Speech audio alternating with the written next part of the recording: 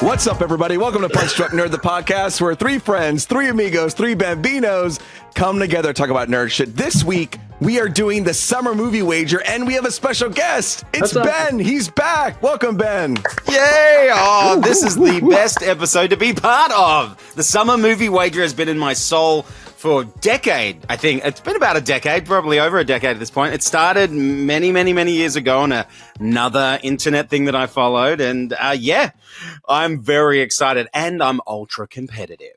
Ben, I honestly, I called them out last year and we got to call them out this year. It's the Filmcast. Okay. You and me both picked this up from the Filmcast podcast. I'm not going to steal it. If you go listen to their summer movie wager and then, you finish us ours.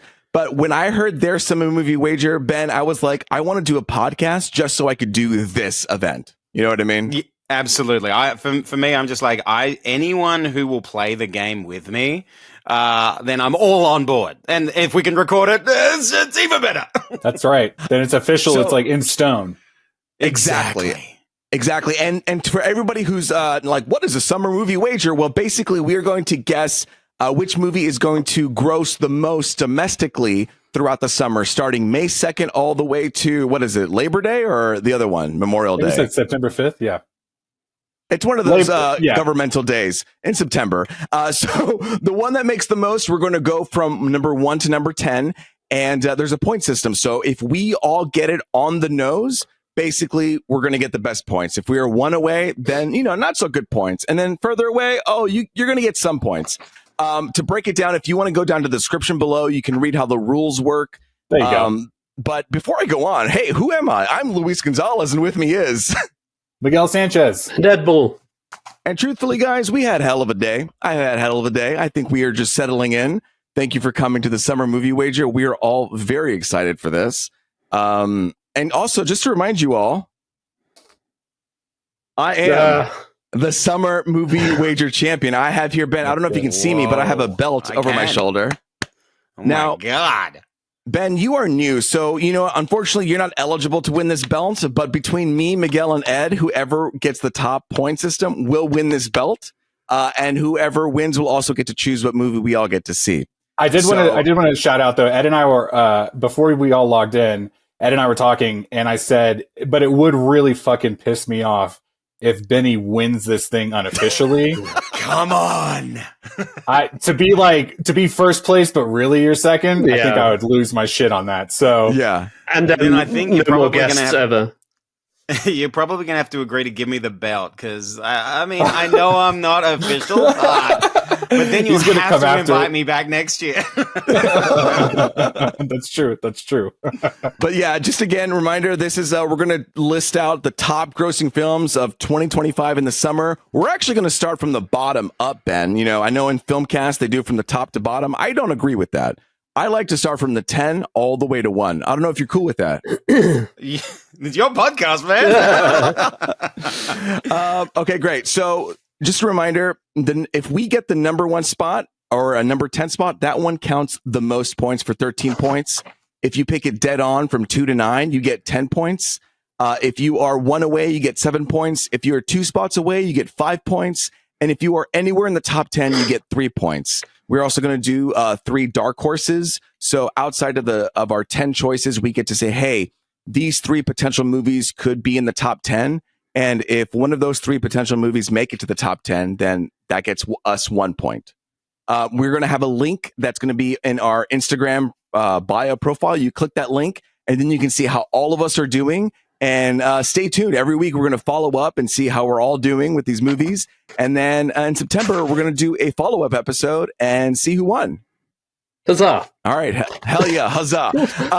Before we begin, guys, I got to say one thing. Coming up together with this list, the top 4 or 5 movies, were incredibly hard to place. I feel like in past years, you were able to identify this one or this one will be number 1. But this year, I don't know. Did you have the same issues as I did? We were talking about this earlier, but my issues have been with the wild cards, and then maybe 8 through 10. 8 through 10. I feel like I committed. I made one minor change to my top 5 last night, and I told you guys that. But yeah, I've been feeling pretty confident with the top 5, weirdly enough.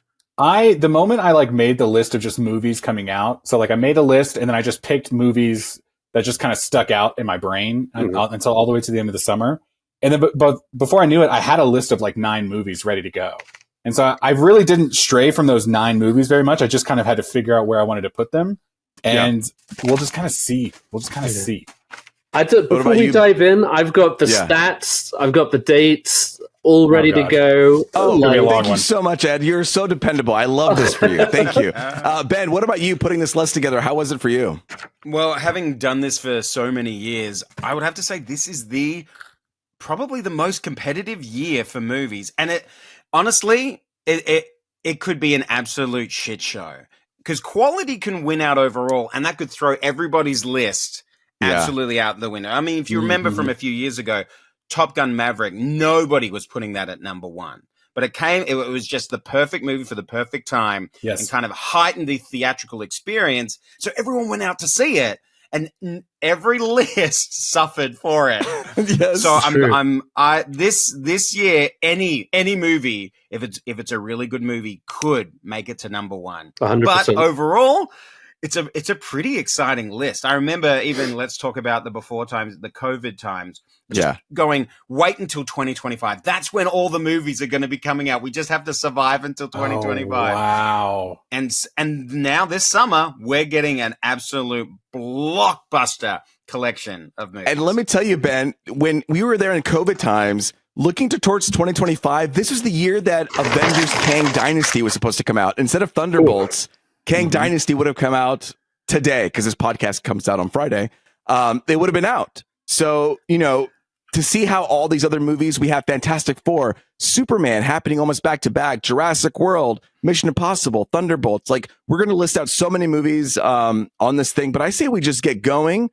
Miguel, I think we're going to go Miguel, Ben, Ed, and myself. We're starting at number 10. I love that. We're not beautiful. I was going to suggest Miguel, Ed, Ben, Luis, because Ben's our guest, but since Ben doesn't count, let's do it. No, that's fine. No one seemed to give a shit about that. Okay, no, that's how I wrote it down, but that's okay. Okay, I'll go first. Go ahead and boom. All right, so you guys, I do this every fucking year where I go, I'm not going to talk about it. Oh, we're doing wild cards or dark horses last, right, Luis? We're doing that last, yeah. Okay, good.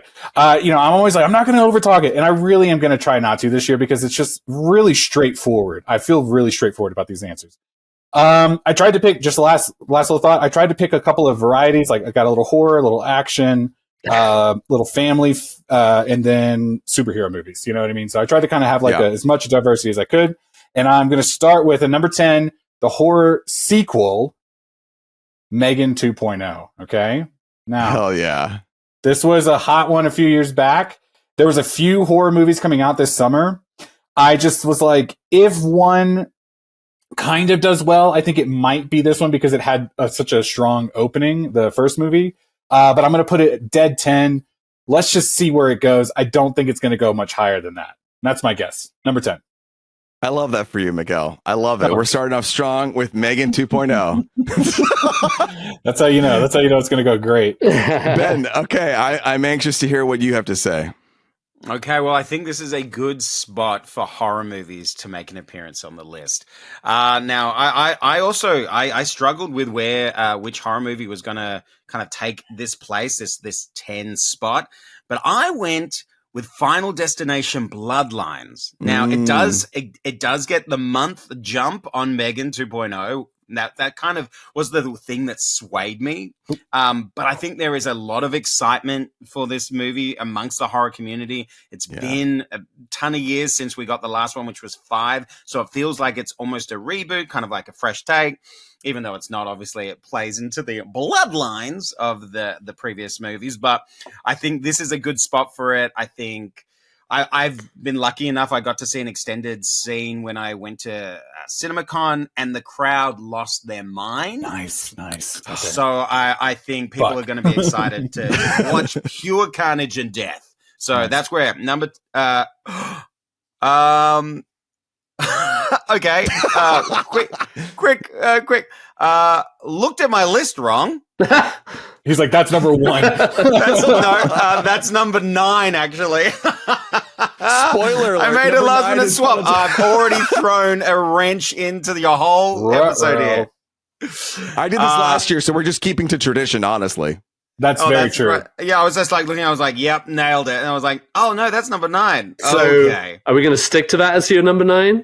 Or your number 10? Yeah, well, I've locked these in. These have been locked. There's no changing. So, Final Destination is my number 9, guys. Getting ahead. We're all on number 9, right? No, actually. Okay, so now to rewind, say number 10. I was struggling to know where to put this on my list, and I found great kind of examples for a lot of other movies and where to place them. And this one, I couldn't find a parallel, but I still wanted it on there, and that's F1. Oh, So F1 at number 10. Oh, that's where I've got. great. So now you know, number 10, F1, number 9, Final Destination Bloodlines. We're going to have fun tonight. I'm going to say that right now. All right. Number 10 is F1. This is the guy who directed Top Gun Maverick, adrenaline pumping, visceral reaction. If you like that, then check out F1. Ed, what'd you pick for your number 10? I am number 10. Number 10. So my number 8. Number 10, I'm going with a sequel. Also, a number 2 in a franchise. But this one is a bit more on the kid-friendly side. It's going to finish off the summer. It's The Bad Guys 2. Oh, okay. Wow. Okay. I've never seen The Bad Guys. That's a serious answer? That's a serious right. answer. That movie, the first one, made 100 mil, just shy of 100 mil domestically the first time. Homework. I always do.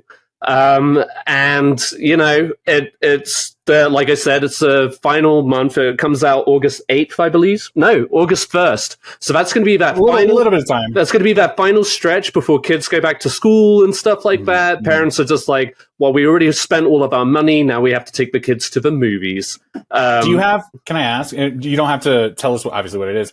Just asking, do you have another family-friendly film on the list at all, or is that like the one you're banking on? That's the only one. No, I'm just kidding. Okay, all right. I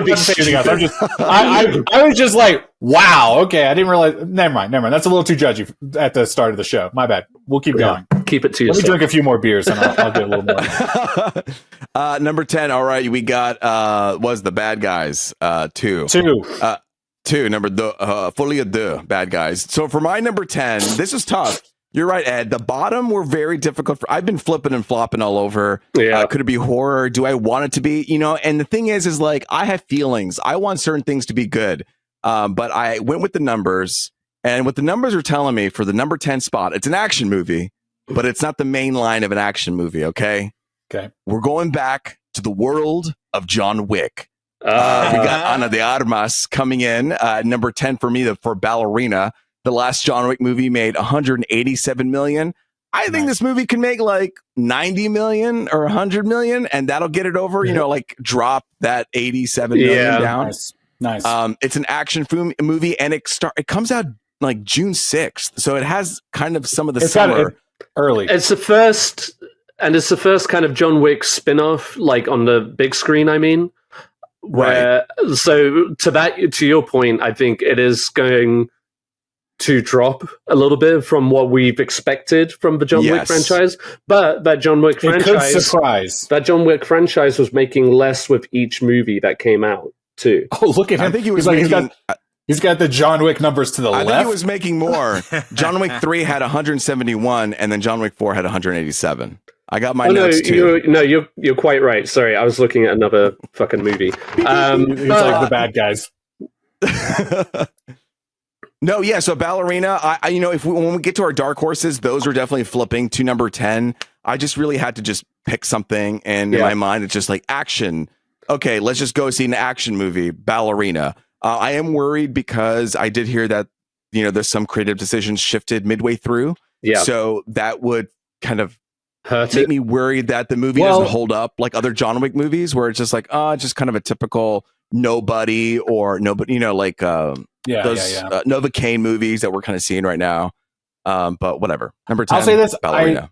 in our chat earlier, I was mentioning trailers, and the Ballerina trailer came out a month ago, and I am not seeing that anywhere really. And I've seen a few movies in the theaters recently, and it's like they're not playing it there. I'm not really seeing it online. And I'm just saying, like, I watching the trailer, I thought it looked kind of cool, and I kind of want to see it, but I'm not seeing like the marketing for it yet. And so that's one of those kind of decisions. Like, but I say that, but let's see where it lands on my list. Like when Ben said Final Destination, I got worried because that was definitely like a spot that I wanted to put it into. Yeah. And I'm going to bring up Final Destination later, just in conversation. All right. Well, let's get rolling into number 9, Miguel. Hey, Benny, I kind of feel like we're going to lock in this whole fucking list because my number 9 is F1. Okay. Ooh, nice. Yeah, I think it's definitely, it looks really good. They're really pushing the director of Top Gun Maverick. I just am kind of like, is it going to be the draw that we want it to be? I hope so. Brad Pitt kind of has a lot of controversy around him. And one of the things I was thinking about today was like, all it takes is for like that one big shoe to finally drop and it could tank the whole movie. You know what I mean? But Brad Pitt also has a really solid PR team, and I kind of feel like he's untouchable sometimes. That being said, I love Brad Pitt movies. I mean, I see like one of my favorite ones is Moneyball. I talk about that shit all the time. In fact, love Bullet Train. That's like your favorite movie, right? Okay, I haven't seen Bullet Train yet. Okay, that's my bad. But I feel like this like late stage Brad Pitt career, like he just kind of makes movies that are fun. You know, the action looks really great. Top Gun Maverick was obviously a lot of fun, so I'm kind of hoping for that same feel, but just in the Formula One racing circuit. So number 9 for me, F1. Amazing. Ben, I'm sorry. I was going to say, like, I think, towards the end of the list, I think you've got it right. Obviously, I put it at number 10, but it's, I think, F1 is massive worldwide, just not in the States. It just does not have that same. It's getting there.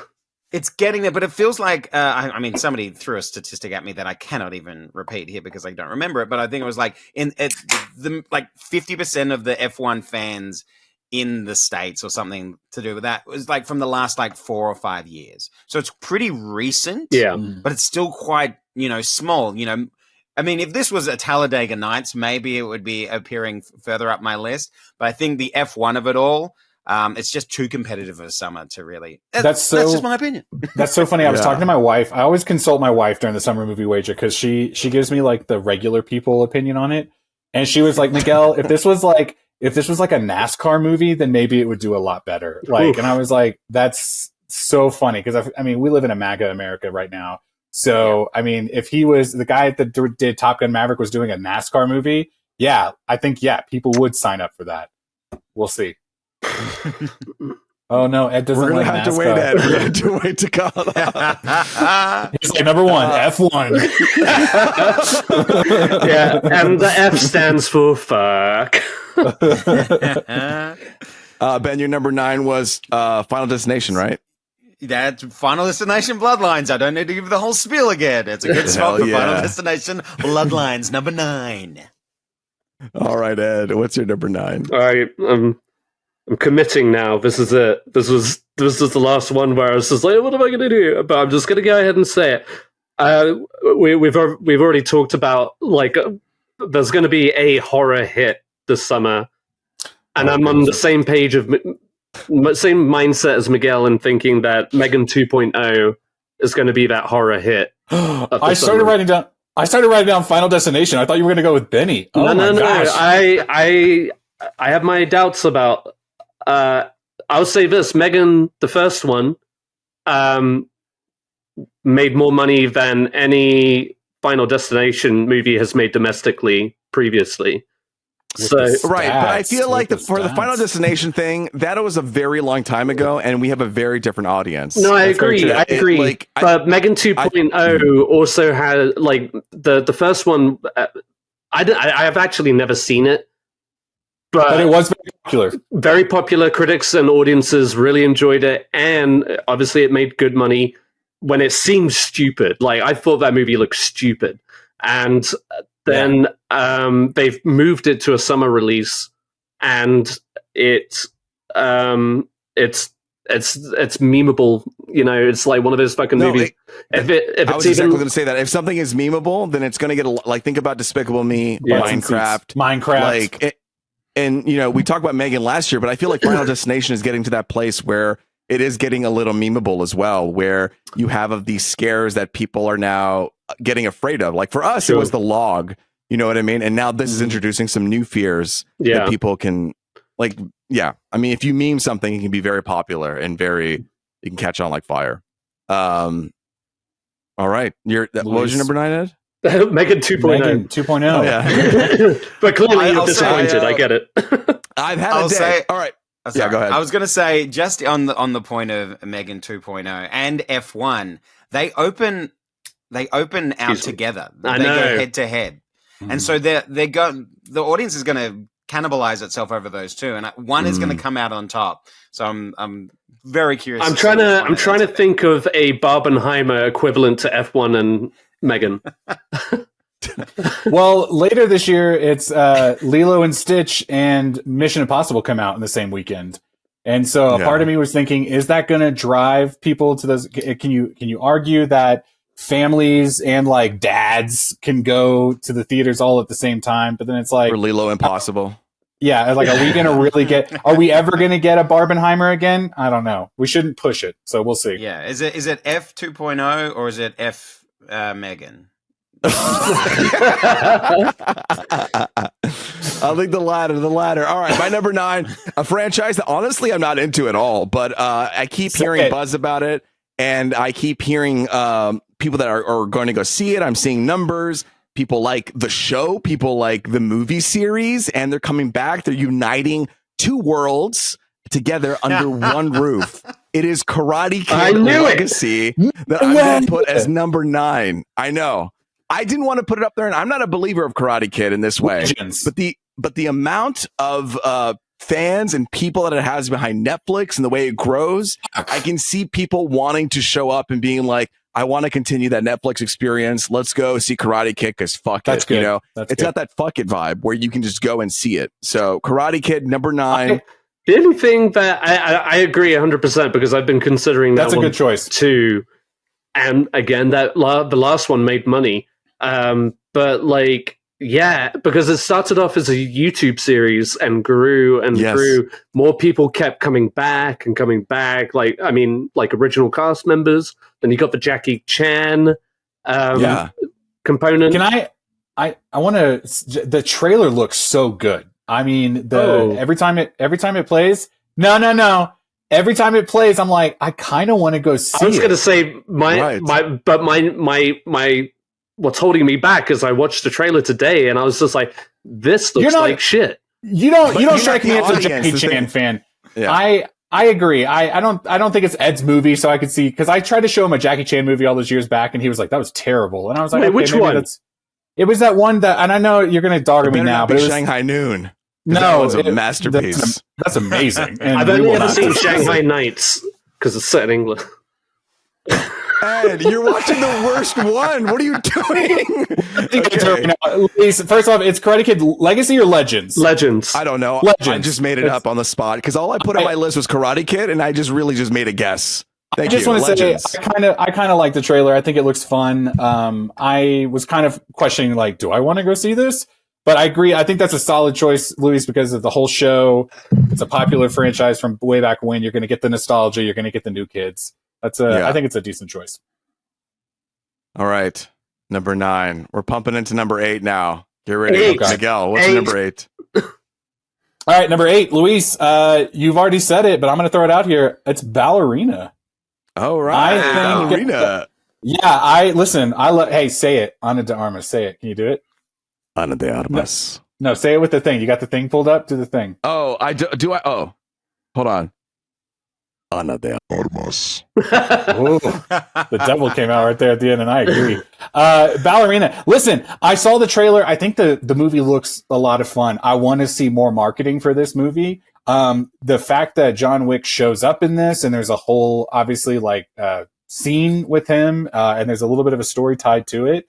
listen, is it going to be generic? Is it going to be the best? I personally don't really love the John Wick movies. But I've seen a few of them and I think they're fun. They're just not really my go-to. But I love Ana de Armas, and I think she showed herself as like a capable action star in James Bond. I feel like there was one other, but maybe it was just James Bond is what I'm thinking of.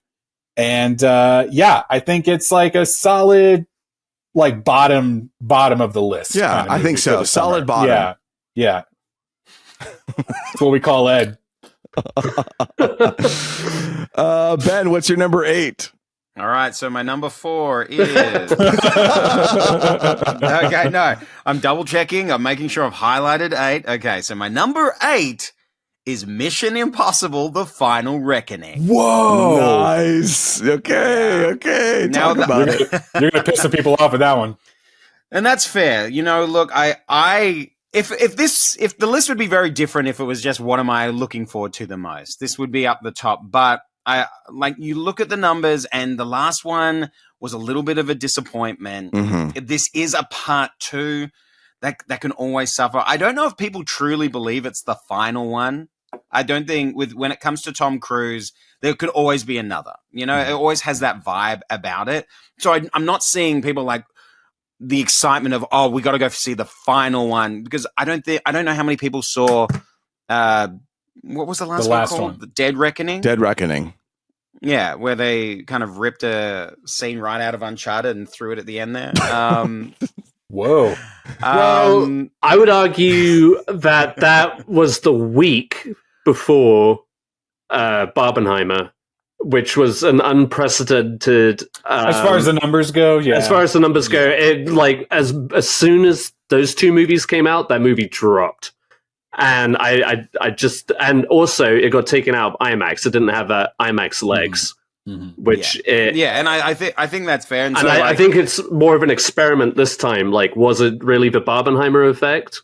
Is it gonna, or is it gonna bounce back? Because those movies were actually raking in more and more money up until Fallout, and then it did take a significant drop after that.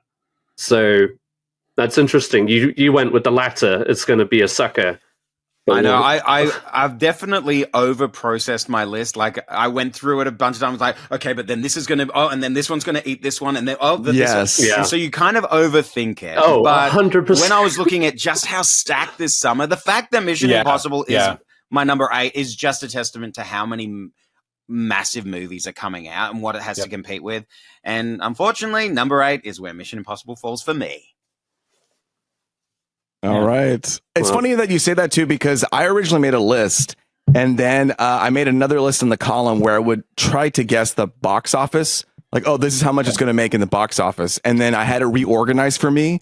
And then I was like, oh shit, my number 13 actually moved up. My number 1 moved down. My number 4 moved up. Just seeing the cold hard numbers and being like, oh, okay, I guess this is a reality, because you do expect a movie to act a certain way. But then you look at past things and you're like, oh, well, people really didn't show up for that. Or people really showed up for that. And that kind of changes the whole vibe. And it's interesting to see what's going to happen with Mission Impossible. Ed, what's your number 8? Number 8, I was just looking at it because I'm thinking, do I change this real quick? No. Hey, you say until I say it, it's up in the air. That's what you were telling me. Fuck it, I'll stick with it. Okay, number 8. I think this is going to be the softest hitting superhero movie of the summer. Oh, no. And it's coming out this Friday. It's Thunderbolts. I think, we're still in this this weird place with Marvel right now. Sure. And whilst, yes, the vibes off of this one is good, I don't know if it's going to offer enough of like a wow factor, like in terms of like Marvel. I think it's going to be entertaining. I think people are going to enjoy it for what it is. I think people are going to have a good time with the cast. But I think that's where it ends. I think it's going to make a comfy little sum. Nothing that's going to wow us, but I think it's going to be like a solid, like, okay, that's great. From characters that we haven't seen on the big screen before, except for like maybe 1 or 2. like they're mostly coming from TV shows at this point. I'm pretty sure. I don't right? think they are. I think they're all from Actually, movies. now that you say that, they're mostly from Black Widow. Because Yelena's from Black Widow. Lottie fucking Ghost is done. from Lottie fucking Ghost is done. from Ant-Man. And I don't give a fuck. Shut up. What are you talking You about? said something stupid, so we're correcting you. Okay, Trump. All right, sorry. We had to check you. But to be fair, wasn't Black Widow basically a COVID movie? It may as well have been straight to stream. What? I feel like it was. I think it was. I think Scarlett Johansson sued Disney because of it. And rightly so, but here we are. Because of that, I watched it at home. So to me, that was a TV movie. I had it with a TV dinner, and it's a fucking... No, you did not. No, I didn't. Okay? I'll tell you this right now. There's nothing in the world that Ed Ball will not eat the most, and it's a TV dinner, okay? Just a piping hot hungry man meal in front of you. I'm just going to peel off the plastic and enjoy Thunderbolts Part 1. Okay, but yeah, that's my. Weirdly, I've felt so comfortable with that number. I think it's going to be maybe a low 200s if it domestically. It might be a good worldwide hit, but domestically, I think it's going to be. Can I ask, have you compared it to Captain America: Brave New World? No. Have you looked at those numbers? Yes, so I looked at those numbers. I have it here. Hit us. Yeah, I have the wanna hear numbers. Domestically, it opened with 88 million, and then it stopped at 200 million domestically. So Black Widow made 183 million despite COVID and what have you. All of it. Mm-hmm. And then, I mean, I wrote down the Suicide Squad, the most recent one, just because. I don't think that counts. I know it doesn't count. It's not official. But now I'm curious. What is it? What was it? That was 55 million. Oh. Total domestic? Domestic. I'm talking about the James Gunn one. Opening or total? That was total. Total. 50. Okay. But that was COVID times. That was COVID. Okay. That was like 2021. Okay. It hit like streaming. They released the it same right day on Max right away. They were like, watch it, which is like, fuck. All right.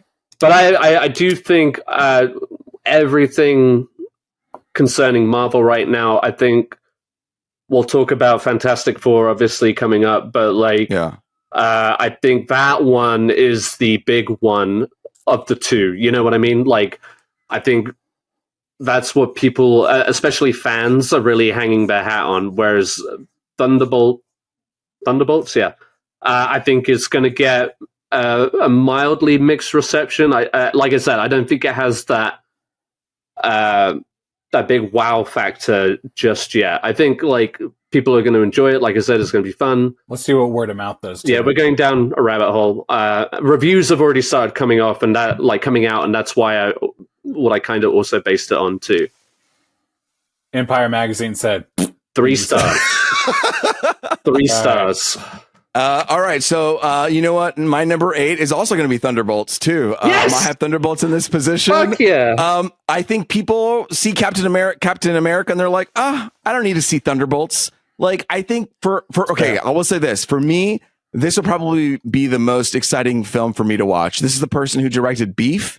They had the writer of Beef, and Beef won an Emmy. It's an A24 TV show. They're coming in. They're doing stuff grounded. These are just some scrappy people. I think it's going to be a fun, irreverent movie. I'm here for that.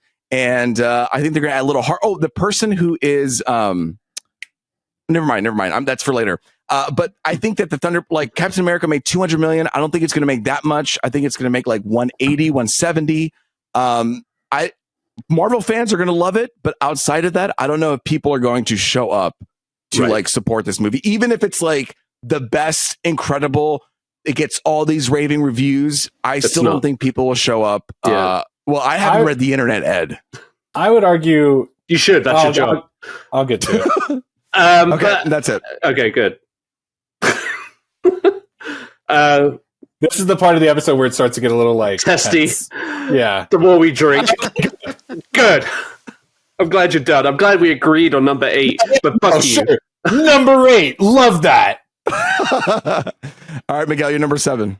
Hey guys, super excited for this one. I was going to ask earlier, I know I said horror movies for number 10. I'm not sure, is this like a horror movie specific genre, or if it kind of like can blend a couple of different genres? But for me, I'm really excited about this one. and I think it's going to do well this summer. I can't remember when. Hang on, let me find out it comes out late June. Okay. Oh. It comes out 28 Junes later. Okay. Shout out to number 7, 28 years later. Okay. I think it's going to draw people to the theater. I think people like the franchise. It's been a long time since it came out. The original director, the original writer are coming back for it. It's a fun cast. Everyone loves Aaron Taylor Johnson on this podcast. And I think that, honestly, it's a solid number 7. I'm not going to complain. I will say it has the best trailer, I think, of any movie this summer. Did you watch the second one? No.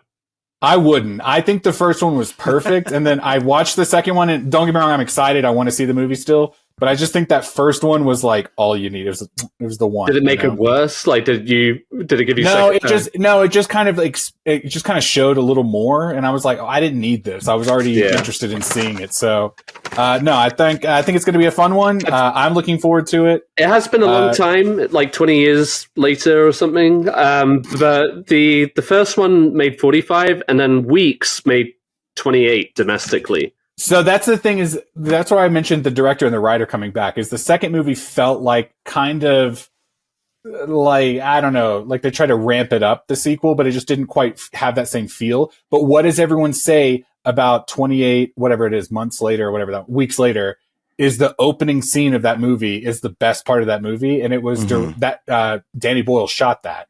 And so it's like, okay, Danny Boyle coming back, Alex Garland coming back. This has potential to kind of like reignite. They're talking about this being the first of a trilogy. That's how confident they are. Cillian Murphy's going to come back. The Bone Temple has already been announced, right? Yes. So it's like they're banking on this one being pretty good, and I think it looks good. So I wanted to put it a little higher, but I think there's so many other movies that look good that this is kind of where I threw it. So number 7, 28 Junes later. All right, Ed, what's your number? Oh, no, Ben, what's your number 7?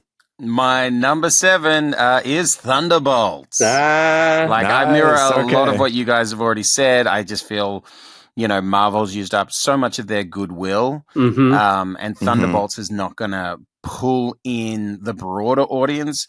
I think word of mouth so far has been pretty positive, but I don't think it's just really going to generate into ticket sales, is what I'm betting on. But I mean, once it comes out, if there is a little bit of a gap between Thunderbolts and when it starts kicking into gear, it could generate some serious numbers early. Yeah, just because it's something to see. But number 7 just felt like a right spot for it. I'm not mad. I'm disappointed. Okay. I'm over here actively changing my list. Go ahead. Ed, what's your number 7? All right, my number 7. It's been mentioned already, but I do think it could take a little bit more of an edge than Thunderbolts. It's F1. Man, because if that movie does come out as a quality movie, this will be a universal movie for adults, and you know how like families were going to go see Top Gun. That's so true. Yeah. I think it's like a PG-13 rating, if I'm not mistaken. So I think it will be accessible. And you've got a cast there, obviously Brad Pitt, but you've also got like Javier Bardem and stuff like that. What's his name? Idris? No, Damon Idris. Am I saying his name right? The guy, the co-lead in that movie. He's very popular. He was in Snowfall. Is that the name of the show on FX? Yeah. Oh, sure. Okay. Yes, his like teammate but competitor. Yeah. People love him. So I mean, like that's. But what's his name again? I'll pull it up. We'll get there. He's very popular. Damon Idris. I'm pretty sure it's Damon Idris. The internet that I follow, he's very popular. Okay. Internet that you follow, what is that? Truth Social? Damson Idris. I tell you this, he is not trending on Truth Social. Okay, so, I see where you were going with that, but nah, it's not the same. Brad Pitt, Javier Bardem, Kerry Condon, Tobias Menzies. I think I'm hoping. I don't know if they needed a movie about F1. It does seem to come at a time where, like we were talking about earlier, it is kind of like picking up worldwide a whole lot more. It's becoming more popular. Obviously, there's that series Drive to Survive that I follow on Netflix. Mm-hmm. I am the only one. So it might be, it really could just go either way. Do you guys think like F1 is kind of like a generic title for a movie? You're a generic title. Okay. I don't know. I feel like it's pretty clear what it is. It's just like naming a movie called NASCAR. It just is what it is. And you know what you're getting. F1. It feels like that was a deal done in partnership with F1. They're like, if you call it F1. Yeah, that's so funny because it feels like Gran Turismo, but obviously like on a much higher level. Ed, don't get offended, okay? But like that's what they were doing with that movie too. Yeah, and we all saw how that worked out. But you know what I mean. Yeah, but no lead in this movie is married to Katy Perry, so it's going to be okay. Well, to your point though, I feel like F1 has been very hands-on with this to help bring it to life and put the audience in the seat, as it were. So yeah, if it hits just right, it could be a real success. Like, what if like Black Hawk Down was just called Army? You know, you'd be like, honestly, okay. But honestly, some people would show up. They'd be They'd like, show up. They show brother. Oh, wow, I'm sure. Let's go. All right. Sorry.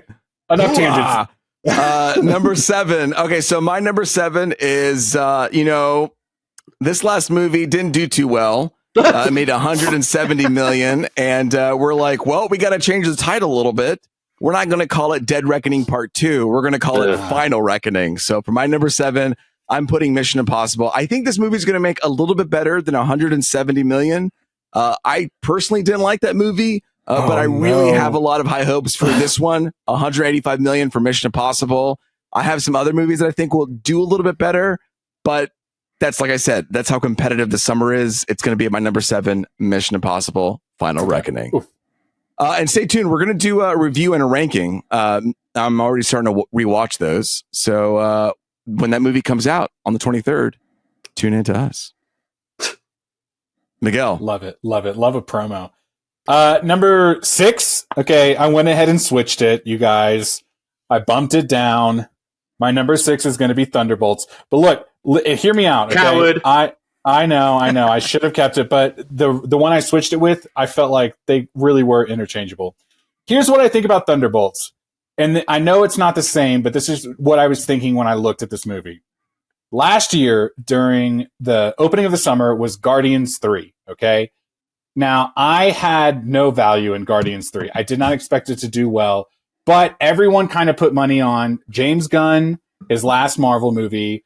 And then it also turned out to be a solid film. Everyone just kind of loved Guardians 3. It had really great word of mouth, and it started early in the summer, so it had legs to go on. We talked about that last year. That's something that I was thinking about with Thunderbolts, is I don't place a lot of value in Thunderbolts. I have been hearing good things about it, so it might get really good word of mouth, and it's coming out early in the summer. I initially had it as like, I put it in my moneymaker category. I was like, Thunderbolts is going to do well. But I did not want to put as much faith as like Guardians 3. Like, it's not going to be Guardians 3. You know, that was a totally different thing. That was like a built up. Exactly. And it was a solid landing. And again, like James Gunn just knows how to make a movie. But I am looking forward to this movie. I had it at my number 5 initially, but I'm going to put it number 6. Just because I'm reading the room a little bit. But so number 6, Thunderbolts. I won't talk about it too much more. Thunderbolts, asterisk. Hell yeah! You're the first one who said it right. Ben, what's your number 6? Well, let me just respond. I think Guardians is a great comparison for a movie on this list, but I don't think it's Thunderbolts. And we'll get to the one I do think it is. Yes, as it's revealed. But my number 6 is Elio. Ooh, oh, that's a bold move for me to say. I don't know why. Elio, let's talk about it. You don't know why? Well, I think, you should never underestimate Pixar generally now, but it is an original property in it. So it's got things going against it. If you look at the last kind of original kind of stories they've put out. Now, it does kind of coincide with COVID as well. You got Luca, you've got Turning Red. Generally underperformers, but you can put that down to, environmental factors.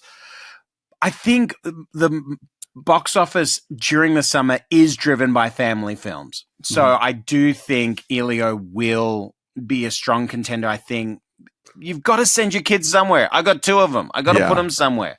I'm just going to lock them in a theater and play all the kid films. I don't know how AMC feels about that, but I'm sure they'll oh man, I can't wait to keep talking until we get to 1. Okay, good.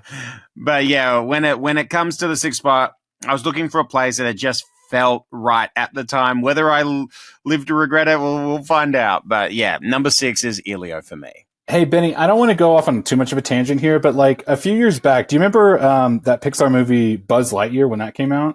Oh, Lightyear. Oh, yes. I'm very aware of that. Yeah.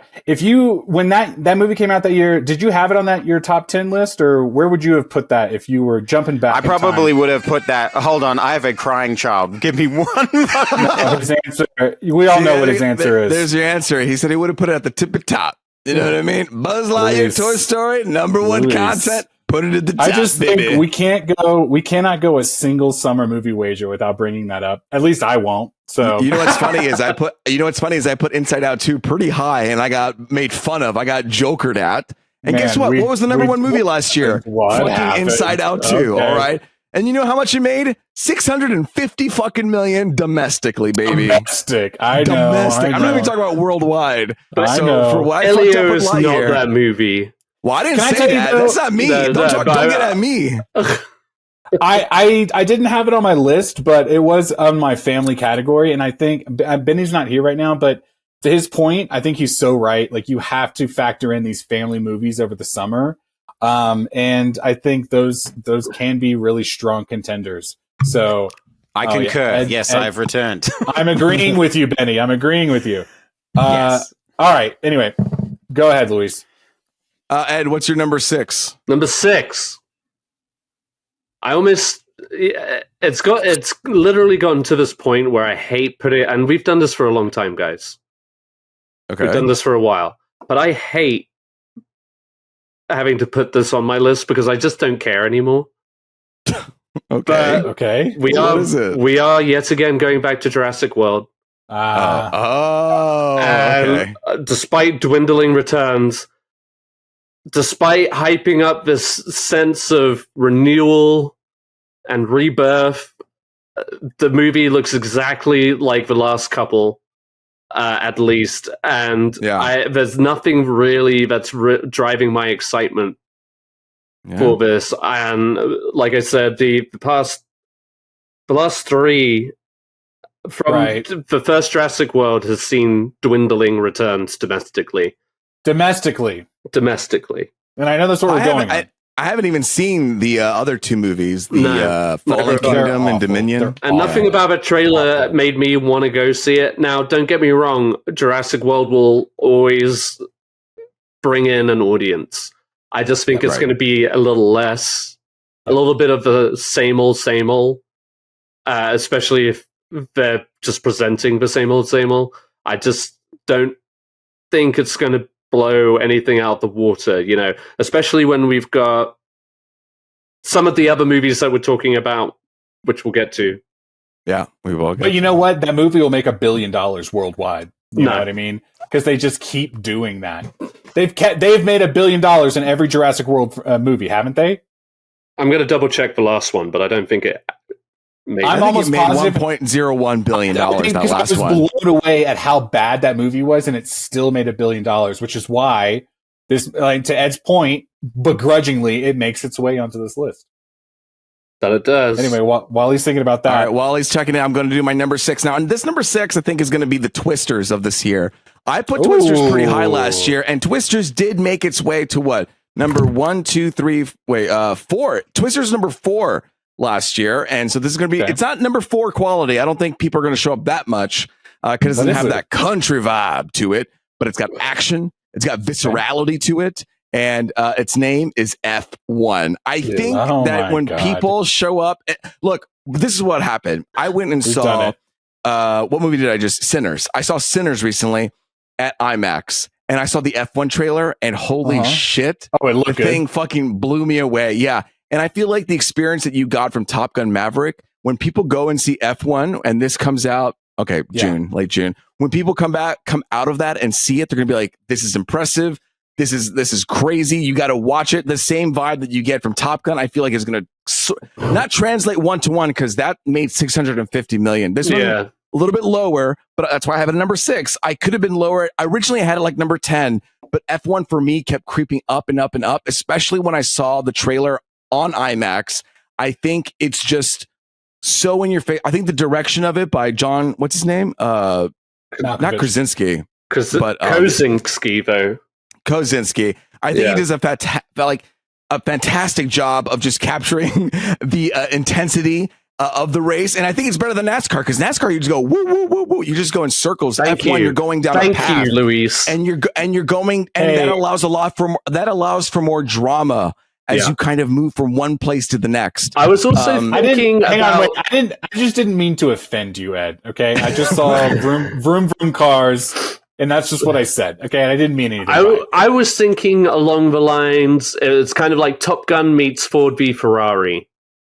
I love that movie. Yeah. I love both those movies. And I think it's going to land in between those two movies. I think so too. I think it's an action, like it's a dad movie. It's an action movie. It's just like turn my brain off. Let's just go to the movies and have a good time. And you know what? I'm going to drag my family to it to watch it as well because my coworker said it was really good, and that's what's going to happen. And you Brad Pitt's in it. Pepper that with the Queen track on the, at least in the trailer. I assume it'll be in the movie, but it might not be. I don't know what the Queen track is. The trailer plays off to "We Will Rock You." If it builds on that kind of momentum, easy. I was holding my breath when I was watching. I was like, you know how you feel. I just how many times are we going to do "We Will Rock You"? Though? You know what I mean? Like, hey, you know what? It brings in the money. They say keep playing it. Yeah, F1. It comes out June 27, 2025. Buy a ticket. And get this one up for me. All right, we are now entering in the top 5, y'all. This is going to be tough lands. Miguel, what's your number 5? I'm going to stick with this one. I did swap it just because of the Thunderbolts discourse that we had here, but I do think it is not Miguel getting in his head. I do think it is like middle of the pack based on some of the things we've said. It's Jurassic World Rebirth. I know we're going on domestic, but all of those movies made $1 billion. They put butts in seats. It's got Scarlett Johansson, yes. And it's got guy from Wicked. He's really big now. He's about to be in a few Jonathan different things. Bailey, yeah. Jonathan Bailey, thank you, Benny. I just think. Sorry, my bad. I keep saying Benny. Are we saying Ben or Benny? I don't want to say the wrong thing. Yeah, Benny's fine. Yeah, I don't want to be rude. I've got you as Benny on my list, so that's gonna. Francesca was on, and I kept calling her Franny, and so that was just kind of. I just that's offensive. She said it was fine. She said it was fine. Okay, fuck you. So it's Jurassic World Rebirth, and guys, the trailer looks fun. I'm a sucker. I say this every time I fucking talk about this franchise. I saw Jurassic World 5 times in theaters because I just kept getting dragged to it by like my mom wants to see it, my aunt wants to see it, my friends want to see it, and it was just kind of like a family pleaser. Yeah, and I think that's kind of what this franchise is right now. So Jurassic World Rebirth, we're going to go see it. My kid is a little scared of the trailer. He doesn't want to see the movie, so that's fine. But, I think we're going to see it cause I don't know about you guys. I always want the Jurassic Park franchise to have like a win, I want the next one to be, oh God, this last one sucked. I want this next one to be so fucking good. And, it never is, but you know what? I'm going to keep rooting for it. So number 5, Jurassic World Rebirth. All right, Ben, what's your number 5? Yeah, let's keep the ball rolling and say Jurassic World Rebirth at number 5. Yeah. We're feeling it today. Yeah, for all the things that you've said. The Jurassic World franchise has had diminishing returns. I did enjoy Jurassic World, the first one, for the spectacle of it. You revisit it and you're like, it's probably not as strong as I kind of felt when I was in the theater, and yeah, and then what was it? Fallen Kingdom, and then Dominion was just a huge wasted opportunity. Why we focus so much on insects, Bugs. I don't know. This is a movie about dinosaurs, damn it. I agree. But I think, you know, it's a... What's interesting from the trailer, it looks like it's not so much dinosaurs as much as it just is dinosaur monsters. Yeah. And I think I just have more faith in the director here of Gareth Edwards, you know, coming off The Creator, which I did quite like, and Rogue One, and then having done Godzilla's. Like, I think there's something really nice about bringing a director like that into the Jurassic franchise. So yeah, I think this feels like a nice spot. It could do massive numbers because when you think about seeing dinosaurs, you only think about Jurassic movies. There's no other movie that sells you dinosaurs. And dinosaurs, for whatever reason, put butts on seats, and mostly of all ages. I think it's from like 8 years and up. That's kind of your safe dinosaur range. I gotta say, like, my daughter is about to turn 7. She's been talking about it nonstop. We haven't let her watch any of them yet because they are a little scary. And I'm not a skipper. You know, we're gonna watch the whole thing. God damn it, Ed. These dinosaurs are not cute and cuddly. You will get eaten, people. This is a warning. You have to watch 6 movies before we get to the 7th one. 100%. No, it's not even that. It's not even that. I am a purist, and the first fucking Jurassic Park movie she's going to watch is going to be Jurassic Park. That's okay, but no, it is that just kind of like, is it going to be just too scary? I don't know, but it is that curious. Like, you're right, kids do get excited about that. It is very much that kind of thing, and like there's always that chance. You know, it's like enjoyable for the parent and the kid. Yeah. Then they're going to choose that over, say, you know, whatever kids movie might be out at that time. And it's July 4th weekend when they release that. Exactly, yeah. And I mean, I've showed my kids the trailer too, and they were also big fans of it, and that's like 4 and 6. But that's just because they like the dinosaurs, and they love trailers, my kids. I play them just trailers. Yeah. We have a movie night, and it's just like 10 trailers. That's our entire movie night. Oh, that's so cool. But I know that I'm not at the stage yet where I can, when they ask me, it's like, oh, is that person okay? That I'm still like, oh, I'm sure they're fine. I'm sure they're fine. I'm sure they just kind of nudge them out of the way, or they just move them with their teeth. No. I'll have to wait until I'm like, no, that guy, he's chomped in half. That guy's gone. No. Santa came down and gave them a med pack. It's fine. I would tell you guys just a quick dad moment. If you haven't already, we let my son play the Lego Jurassic Park games. It's like all the movies in one game, and he loved that. And we did end up watching Jurassic World with him. We kind of skipped a couple of the scary moments, but he really resonated with it. And I feel like that was the most like family appropriate one for his age as a 6-year-old. So take that with a grain of salt. Netflix has a couple of like Jurassic Park or Jurassic World animated shows. Yeah. Lily's been watching that, or has watched that. It's not like religiously, but all right, good to hear. I'll tell you what, the music in the Lego Jurassic Park game is so good. Can we talk about the music real quick? I mean, it's just like it doesn't feel like Jurassic Park anymore. Moving on. All right, my number 5 also has to do with lizards of a certain kind. The one that just completely... Ed didn't go. Oh, my bad. Sorry. But, hey, allow me to finish your sentence, Louise. My number 5 is about lizards of another certain kind. And I felt like this was going to be the more successful between this lizard and that lizard. Yes, it's a live-action remake, but no, it's not a Disney one. So let's see what How to Train Your Dragon does. And right now, I think 5 is a nice, safe choice. If I get points going up or down, it's right there in the middle. It's a good spot. It's a good spot. Like, it really could go either way. Again, it just like depends on quality, but it is also it offers the opportunity for families to go to the theater. And if you think about it this way, you go to a family as a family, it's more tickets as opposed to going to an adult film by yourself or one other. But there is like a bit more of a general audience appeal with How to Train Your Dragon over Jurassic World. Less scary elements, but big scary monsters. You know, like the visuals look serviceable. It really does feel like a frame by frame remake, but it might just hit the right chord. Some of those sequences could be really cool to witness on the big screen, especially on IMAX. But, you know, the animated ones did that too. Gonna take your family to see it on IMAX, huh, Ed? We'll see. No, that's what you hear to hear first, all right?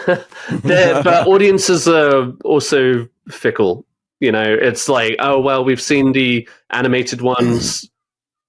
We'll just go flock to this one or not. You know, I have no idea. That's the whole point of this fucking summer movie wager. But I'm landing it at 5 because I just couldn't have enough confidence with it either way. You know what I mean? Like lower felt wrong, but too high also felt wrong. Number 1 was wrong. Ed, you know what? I think you're totally right. And, you know, I just want to echo all your points because I, too, put this as my number 5. We're vibing tonight. We are vibing tonight.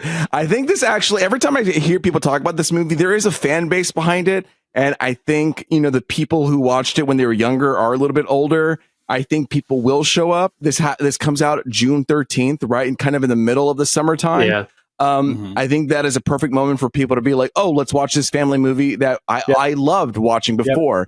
It can drag people, but I don't know if it's going to. I think 5 is the perfect place. It's going to do well, but it's not going to do the best. Exactly. You know, the animated, you can't deny it. Yeah, the animated franchise, again, it's another one that saw dwindling returns in the last 2 movies. But they were, as far as quality goes, fairly consistent. The first one, how'd that first one do though? The first one's the best. The first one, shot for shot remake of the first one might do well then. 218, so double it, and we're in a good place. Double it and give it to the next person. Okay, right. All right, Miguel. Number 4. What's number 4? I just want to say earlier I mentioned that I do kind of consult my wife on this list, and I kind of talk to her because of her opinion. But there is one thing I think about every summer movie wager, and it comes down to the family movie of the summer, and it's the one my son wants to see the most. Yeah, please tell me. Please tell me what it is. It's going to be How to Train Your Dragon, okay, you guys? Number 4. Okay. I think, you guys, this is the family movie to bet on. You guys might disagree. That's okay. There are a lot of family movies this summer. But whether or not this is the one for me, this is the one that my son, of all of the trailers I've showed him for kid-friendly summer movies, he keeps mentioning this one. And I'm just kind of trusting him on this. I think it's going to be, did I say it was 3, 2, 1? No, but I think 4 or 5 is kind of like a middle of the pack. Yeah. I think this is the one. The animated movie is very well received. The music is very good. The trailer music. Ed? I thought you were testing Miguel. The music is never. James Powell? No, something James. Powell. Yeah, it was James Powell. James Powell. Thank you, Benny. Thank you, Benny. Forgot you were there. he was like, yeah, of course you're right. Okay. Anyway, I think it's a solid top 4 for me. How to Train Your Dragon, and I'm looking forward to it. We're gonna have a good time. And to Ed's point about, like, I never thought about that. You're going to get more ticket sales on a family movie because you're all going to see it. You know what I mean? So, yeah. Especially for IMAX, yeah. If your kids are old enough to go see it by yourselves, they're not going to go see that movie, let me tell you. No, that's true. That's true. Unless it's this whole fucking Minecraft thing all over again. You know what I mean? Yeah, God forbid there's like a scene that stirs that kind of thing. Anyway. Benny. Benny, you're number 4. All right, well, to quickly fact check that last conversation. Not James Powell, John. It is John Powell. I was thinking, I was getting mixed up between James Horner. That doesn't sound right. James Horner and John Powell. Yeah. John Powell. We don't need to get murdered for making that mistake. I was like, yeah, James. It's definitely James. Yeah. My number 4. Now, these were the toughest decisions, obviously. We're trying to think out these Goliath franchises, where is everything going to turn out in the end? And at number 4, I put a fantastic bunch who are taking their first steps. That's right, the Fantastic Four, first steps at number 4. I think... it is one of the later ones. It comes out towards the end of July. I think this is the Marvel film that will entice people to come back because of it being a known property, and it's got Pedro Pascal as their main draw. I don't think the rest of the cast, even though Joseph Quinn has his fans, I don't think the rest of the cast is as big of a draw. But I think with the excitement or whatever it was from a month or so ago with the Avengers, I think this is the movie that's is leading into Doomsday. Mm-hmm. So this makes sense that people who are excited about Doomsday will need to see. So it feels like required watching for comic book fans. It is, the required first step if you want to continue enjoying MCU, basically. Exactly. I love it. Fantastic first steps. Number 4. Ed, what's your number 4? I'm going to just repeat everything that Benny just said because mine is also Fantastic Four at number 4. For all the same reasons. I think this is the Marvel film of the summer. This is the one that people are clinging to take that step forward and hopefully get out of this dark age of Marvel. I think there's potential to have some very dramatic conclusions to this movie that will also spark curiosity. Again, if it lands, I think the moment that maybe it gets like bad reviews, it's going to flop. It's not gonna though. It's not going to flop, but it's not going to get bad. It's going to underperform. Sure. Okay. It'll overperform. Oh yeah. Okay. A+. Right. F4, some would say. Yeah. I mean, Benny had it perfectly. I just those were all my thoughts. Listen, I'm not gonna repeat the same thing because it is also my number 4. Fantastic Four is my number 4. So all for the same things as well. Yeah, and there's nothing else to say about that. Miguel, what's your number 3? Guys, Ed. Hey, Ed, real quick. Let me lock in with you. Hello? Oh, hey, yeah. Ed, it's me. Miguel. You tell me where it is. Tell me where it is. 3, 2, or 1. 3. My number 3 is Mission Impossible. All right? I think it's going to be the send-off of Tom Cruise's career, okay? We're saying bye-bye. He's going to do all the fucking stunts in the world. I think my number 3, I know we said it earlier for a few of you guys, Benny, and then did someone else say it? Luis? Yeah. But I noticed Ed was quiet during that, okay? And I just kind of felt like Mission Impossible is going to be the one Tom Cruise puts butts in seats. Maybe it's a little bit different because it's like post-COVID. We're kind of past that. Maybe we don't love it as much, but we loved Mission Impossible. We loved Top Gun Maverick. I think number 3 is Mission Impossible 8.2 or whatever it's called. Yeah. All right, Ben. Mission Impossible, The Final Reckoning. That's right. Perfect. Ben, what's your number 3? All right, so number 3. Now, if we, again, the list in my head of what movies I'd like to see the most, this would be at the top of it. And this is what I would use as my Guardians of the Galaxy comparison. And this, at my number 3 spot, is Superman. Yes. I think this is a odd film in many regards because it is super leaning into the actual lore of the comic books, which can be off-putting to a broader audience. But I think because it's in the hands of James Gunn, that's where the kind of magical spell that he cast over the Guardians films, I think that will apply here to the Superman film. We got all like Hawkgirl, Mr. Terrific, all these characters you've never really seen Superman interact with on the big screen. It's usually him and Lex, right? Like you remember all those other things, and you had the Man of Steels, and that was a different tone as well. It was trying to be grounded, and you wanted to put Batman and everything. But this is taking a different approach, a stranger approach, a more eclectic approach. But because it's Superman, I think it's going to have the cape to kind of soar to the top of the list. Ooh, love it. At number 3, not The cape not to the very soar. top. Let's not be crazy. Oh my God, Benny, drop your letterbox. That was a solid bar, dude. That was good. Ed, what's number 3? Superman. No, for once tonight, me and Miguel align. I do have a little bit more confidence in this reckoning. Final reckoning. Okay. And I'm going to talk about it just a little bit because you guys know I am a Mission Impossible stan. I thought the previous reckoning was good. I think the part 1 element hurt it a little bit for sure. Mm-hmm. I think what Chris McQuarrie and Tom Cruise are doing is something very unique and very special, and they clearly are just trying to bring the highest level of entertainment to film, and I think they're really going to try and go out with a bang on this one. I think this one will also, as I mentioned earlier, it's going to have a bit more breathing room than it did. Yeah. The first part did. It's going to have that IMAX release.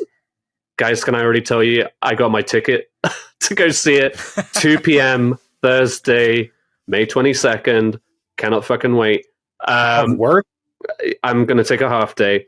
And you heard it here first. But yeah, I got my ticket already. I'm looking forward to this. This is that movie that I want to succeed, despite the stats, despite the odds. I think if it lands the way that I'm hoping it will, it is going to soar on a biplane over cliff sides and whatnot. I think there's a lot of potential there. I think the potential has already been there since Rogue Nation. Like I said, Christopher McQuarrie has really brought just like a whole nother level to the Mission Impossible franchise. And, I just hope it goes off with a bang, and I hope the audience... this is my hopeful winner of the box office. Like, I wanted to do well because I love this franchise so much. And we just have to trust Ethan Hunt. We have to trust Ethan one last time. I don't think they're doing things that other studios are afraid to do, and I think hopefully it will pay off. And that's all I got to say. To your about point, it. I think that Tom Cruise was really arguing the last round that they should have had more time in the IMAX theater, and they've learned that lesson, and so they've spaced it out. Yeah. They tried to go a little earlier. They said, we want that run, and Tom Cruise, he is going to market the shit out of that movie. It's already begun. Not only is he going to come out and talk so much like joy about Mission Impossible, but you're going to see him talk about 3 other movies. He's talking really about good. Sinners. He's going out and seeing Sinners. You saw that. He knows how to market a film. But also, the man loves movies. It's infectious. It is infectious. You feel that camaraderie and that community feeling. It's like, yeah, do go out and support each other's movies, and then just hope that the audience tags along too. But I think he's in his crazy, 60-year-old fucking crazy man stage right now. He's just going to do anything. His next movie after this is going to be with Alejandro G. Inarritu, I think, or Alfonso Cuarón. One of the two. No, it's Inarritu. So that'll be fun. So we just mix people up like that? All right. It's like one of the Rat Pack, and it's not Guillermo del Toro. All right? They called themselves the Rat Pack, Miguel. Shut the fuck up. I was just saying. I understand where you're coming from. Okay. Louis, switch to number 3. My number 3 is going to match somebody else. One of their picks here. Who could it be? Any, mini, miny, mo. It's you, Benny. Superman. Superman is going to be Superman's my number 3. Wow, I had some stats that I just completely lost. I think that Yeah, because like Justice League and Batman v Superman, like that didn't really top over 350 million or something, right? Right. Or domestically. And so I don't think it can hit, like the last movies who have hit number one have been 650, 612. I don't know if they can break through to number one. And also I think people will show up, but I think maybe people have a little bit exhausted with superhero movies, so maybe it won't hit number one. I don't really know. I think, like I said, this is a very dicey time because the top three movies and maybe four could have like flipped around so many times in so many places. Like Superman at one point was my number one. And I just, after spending weeks thinking about this and just figuring out where I land, Superman as of right now is going to be my number three. People will show up, but I don't think everybody will show up, is my feeling. So, number three. All right, top two here, Miguel. Number two. What's your number two? Woo! Are you changing your one and two? Don't second guess yourself. I will tell you this. I changed it already, but I think I'm going to go ahead and just commit to my original marking. Okay. My number two is Fantastic Four: First Steps. Okay.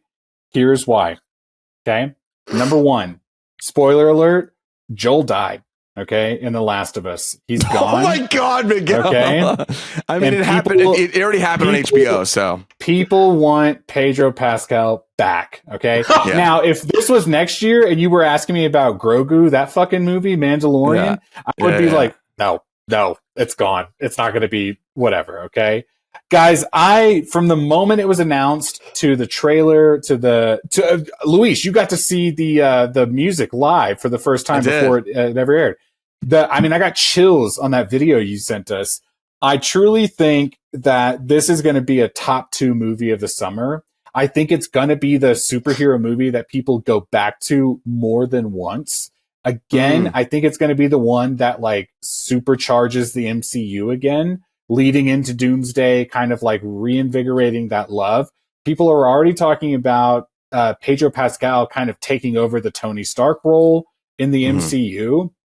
And people love his sexy little glasses, his slutty little glasses. That's what the internet keeps saying, okay? People, as much as you want to say is, oh my God, Pedro Pascal again, but people fucking love him. In the cast, I know Benny, I think it was Benny that made the point earlier about like Joseph Quinn. The rest of the cast is not quite his star level yet, but I think they will be after this movie. And I'm excited for it. I think this is actually going to be the Fantastic Four movie that works. And they're setting up the big bad guy Galactus. Silver Surfer is coming in this one. Whether we'll see her beyond or if the original, whatever, I don't know, the comic book lore. I'm very confident in this movie. This is my number two. Fantastic Four: First Steps. I get it, man. I think it was a difficult decision. Again, like I said, the top four for me, Fantastic Four was my number four. Because it was my number two. It was my number two, and I was very confident. It was difficult for me, okay? I want to see this movie too. Okay, that was your number two. Ben, what's your number two? All right, so my number two is How to Train Your Dragon. Wow. Damn, that's so high. Okay, I love it. It's really solid, and I would have put mine much higher. I'm sorry, I'm not going to talk. Go ahead, sorry. No, please do, finish. I think that is the family movie to bank on, and I would have put it higher. I just was struggling with some other ones. I'm sorry, Benny, this is your time. No, you're good. Yeah, look, I have an advantage here because I've actually seen the movie. What? They screened it at CinemaCon for everyone there, and this is the best like live action adaptation of any animated film. Now, in at the beginning, it does suffer from that. Isn't this just shot for shot? Why are we doing this? But and now it's more turning into a review of the film, which is not what I intended to do. But for me, as it progresses, the actual fact that there's humans embodying these roles make me care more for what is happening. So it was a massive crowd pleaser, and I think it's going to get the fans of the original series, which there were so many. I think it's going to get that kids audience, but I think because it's going to have this live action and it's really, really very pretty, It's going to bring in another broader adult audience along with it. And I think it's just going to have legs. I think it's just not going to be for families. It's just going to be a broad appealing for everyone. And it's actually really good. In fact, I said to a friend of mine who was there with me, I said, out of the animation and the live action, I would take the live action. Now, what makes the live action also interesting is it's directed by the same director as the animated film, which is I think the first time that's happened in an adaptation. So he's actually getting to live out this movie like as if the first one was his animatics, and now this is the movie he really wanted to make. Wow. Bring it to life. And they have so much faith in it that they've already greenlit the next 2 How to Train Your Dragon sequels for live action in the coming years. So they've got a lot of faith in it. I really loved it. I mean, the audience really loved it. So I think it's just they created a whole universe at Orlando, Florida. Oh my God, we didn't even talk about universe. That was something we talked about last year, is like when they've opened these fucking theme parks, and it's like, no, they are banking on this franchise. That is like, that has to make money, because they're not going to just like devote the physical, you know what I mean, space to these franchises. Wow. Listen, Epic Universe opens May 22nd, and this movie comes out, June 13th. Hey, Benny, can I ask you a quick question? Of course. And maybe you do or you don't do this a lot in movies, but did you cry in this one? I do cry in a lot of movies. So I'm a very emotional movie watcher. I think because of where I was watching it, it wasn't really. You kept it in. You kept it in. I was contained. It felt very okay. But I mean, it is very emotional. I don't want to oversell it because it is that movie that but it does add a little bit extra. And so if it's been a while since you've seen that first movie, do not revisit it until you've seen the live action and then revisit. Okay. I've mentioned this before, but my son. Oh, sorry, Ed. I know you want to talk. No, go ahead, Miguel. You go ahead. Real quick. My son's first interaction with The Lion King was the live action movie. So every time we talk about the live action movies, I go, I know I failed as a parent on that one. That's my bad. But my son enjoyed that movie. And I was like, the live action movie adaptations, they are there for a certain audience. And he has seen How to Train Your Dragon once or twice, but it's been a long time. And I think this is really going to be his kind of like introduction to it. So this is why I'm banking on this movie. He's excited for it. He wants to see it. And I love a family film that I can also sit there and go, wow, I really enjoy this, you know? Yeah. So I'm looking forward to it. Sorry, Ed, go ahead. I'm just kind of like nerding out a little bit. Benny, you know the track Test Drive by John Powell? That scene, that moment? Oh, yeah. Does it live up? Yes. I mean, it's hard because, these live action adaptations, I don't think it does anything different, but it does feel more tangible. It depends on how far ago you saw the original film. But yeah, okay. But the music is beautiful, and it's just like without that music, I don't know what that movie is necessarily. Like, I don't know how emotionally connected you can become. Yeah, it definitely gave it that edge when that first movie came out, I think. There's not many movies that have such a footprint of the music being so integral to your connection with it. Yeah. But yeah, no, it's wonderful. Well, you heard it here first. What a surprising inside look at one of these films that we don't know anything about. But you got me a little excited, I got to say, Benny. Yeah, you guys should have put it higher on your list. I know, I'm holding out, but I've got that bitter resentment towards live action remakes at this point. And that's fair, yeah. Of all the movies on my list, if How to Train Your Dragon ends up being much higher than where I put it at number 4, I'd kind of be okay with that. I'll take that L. I thought I was banking on this one. This was one that I felt very strong about this season. Ed, it's your turn, right, Luis? Hell yeah, it is, brother. All right, so this one hasn't been mentioned yet, which gives me pause. But I'm obviously sticking with it because I don't have anything to replace it with. It's the other movie that my daughter is looking forward to the most this summer. It's Lilo and Stitch. Oh, okay. I think Yeah. maybe this might just be the little wild card that could. I've got a soft spot. Interesting you say that. I've got that like soft spot for Stitch. I feel like, as everybody does, Regal, my regular theater, they have Stitch popping up on their little countdown now for like the movie to the feature presentation.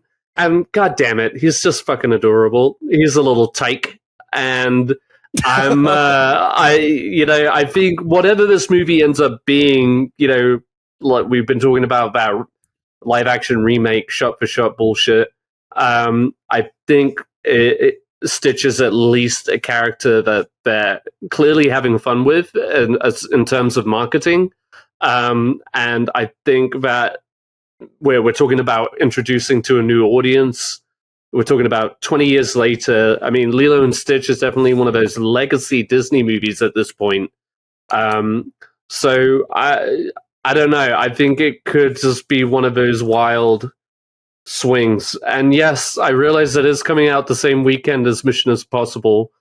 So that's conflicted me a great deal. But I feel like the two will be occupying the different audiences, if you will.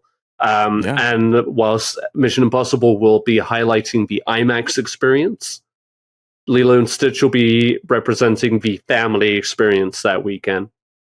And so, I'm here for Stitch. That's my number 2. All right, your number 2 is Lilo and Stitch. My number 2 is a movie that people have already talked about, but I am bringing it back up. You might say I'm rebirthing it. Jurassic World Rebirth is going to be number 2. This high up. The last one, Dominion, made $376 million. And honestly, if you're in the top 3, you have to at least make $300 million. Totally. I'm guessing that it's going to not make as much as 376, maybe like 360, 350, 340. But, yes, you have Superman. Yes, you have Fantastic Four. Fantastic Four is for Marvel nerds. Superman is for superhero nerds. Jurassic World is just like, ooh, dinosaur. I want to see. You know what I mean? And that's what it is. It's like America wants to see action, dinosaurs, and they're just going to show up. What doesn't, like, Scarlett Johansson happens to be in it? Great. But the draw here is dinosaurs for me. And if people just want to see action and dinosaurs and they're just putting on their lizard brain just to like pick a movie, then I think, and listen, I haven't seen the last 2 Jurassic World movies, but people somehow showed up and it made so much money. And so I had to throw it up a little bit higher. It comes out July 2nd on July 4th weekend. What are we going to do on July 4th? Drink some beers and watch some dinosaurs. So I think it's going to hit up number 2. And we're definitely doing one of those things. I think it has some legs is what I'm saying. I think it has a longer weekend where it's allowed to promote itself. It's allowed to have a lot more space on the internet, so that's why I put it there. Jurassic World Rebirth. No, I think what's an interesting point against even what I said in regards to like movies that have dinosaurs that succeed, and Jurassic is really the only franchise that can carry that. I do think How to Train Your Dragon will fit that spot this summer for these live action dragons. You can't say it because I'm doing heavy finger quotes. Yeah. Dragons could satisfy a lot of those like beastly like dinosaur needs that people have if they've been totally disenchanted by the actual Jurassic franchise. And I believe that too because like King Kong and Godzilla did so well and then Planet of the Apes did well. Like I think there is some sort of like people want these animals to show up somehow. Monsters. And I think, How to Train Your Dragon totally could mark its way up. At this point, it's like I said, when you're hitting this top section, you just kind of have to pick one. Yeah. My biggest thing is just like, that's the thing with Jurassic Park is like they're steering away from just like real dinosaurs and just creating fucking monsters at this point. And I totally agree with you. And kids honestly, like, don't give a shit about that. I realize, but I'm right. And I'm somebody, if I had to put this on my list, I'd put it like number 7 or 8, you know, but then the more I saw the numbers, the more I saw the data, I was like, gun in my head, okay, sir, I'll do it. I'll put it higher. And that's how I felt about the whole situation. It's like, I may not relate to it, but I'm just thinking like the rest of America might choose to watch this as an option of like, hey, I have a free weekend, Jurassic, let's go see it. You know, that is the option to easily see. I'm not a superhero person, so I'll see this other action movie, which is called Jurassic World. But like you said, How to Train Your Dragon could totally do that. It could take up that nostalgic space of like, hey, I like these animals. I like these dragons. Let's see that instead of Jurassic World because it was a shitty movie last time. But people are goldfish and they could forget. So I obviously this is a pick, but you know, let's not talk about number 2. We got to talk about number 1, the biggest pick of them all. Miguel, what is your number 1? So the only thing I would say about Jurassic World, Luis, is what I think Mission Impossible learned from the last time is what happens when you open so closely to another big film and how screens get taken up quickly because of your placement on release date. That's the only reason I'm thinking about this. And that's the reason why I put Jurassic World a little lower, because what comes out just 1 week later, a little over a week later, because they get a little bit of a run, right? I think this is going to be the movie of the summer. I think it's the one that's going to show that James Gunn can run DC movies. You guys know what I'm talking about. I think the number 1 movie of the year is going to be Superman, and that's my choice. Superman. Yeah. Superman. I love Superman. It. That's why I would put it. Go ahead, Ben. I was saying I love that choice because that's where I would put it out of the movies I want to see. Yes. I think number 1 is a solid choice for Superman. 1,000%. I think there's I totally agree. There was a world when I made this list that Superman was my number 1. It's where I would put it. It's where I want to put it. It's where I want to see. Superman is a very, very much number 1 movie. James Gunn has a way of instilling action and heart and emotion and vulnerability that can drive people to the movies. This is a great pick for number 1, Miguel. I agree with Ben. That's cool. Ed, I wasn't asking anyone, but that is my number 1. Ed, now your turn. Please praise Miguel right now. Miguel, that was a perfect number 1 pick. All right, Ben, what's your number 1? All right, get ready, gents. My number 1 out of this packed summer. Yeah, I'm betting on families and I'm betting big. My number 1 film is Lilo and Stitch. Thank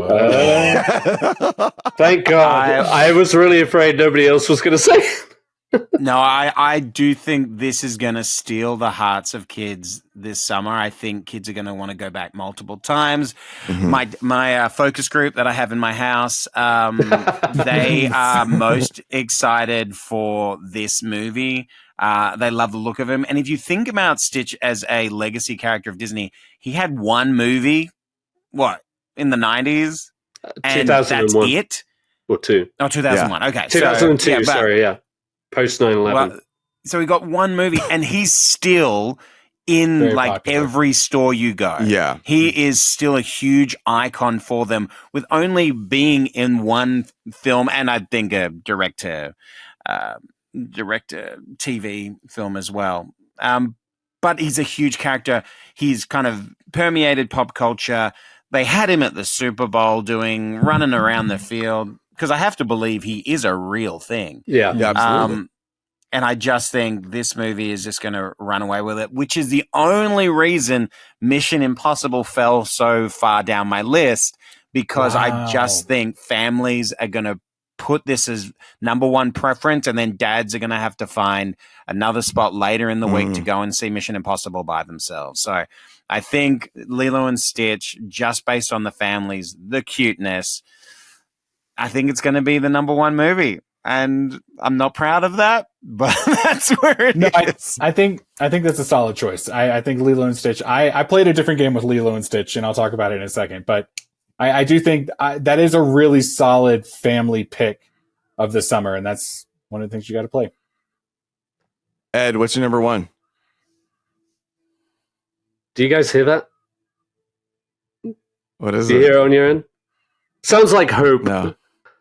And I have hope that Superman will be the summer box office titan that the character deserves to be.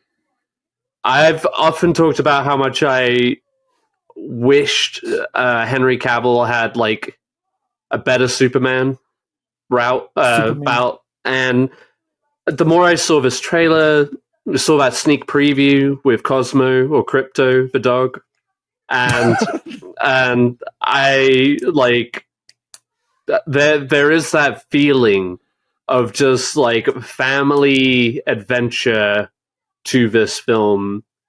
And yes, I think the biggest swing is that it is going to throw you into this world of so many characters and so many moving parts that could ultimately overwhelm it and be its downfall.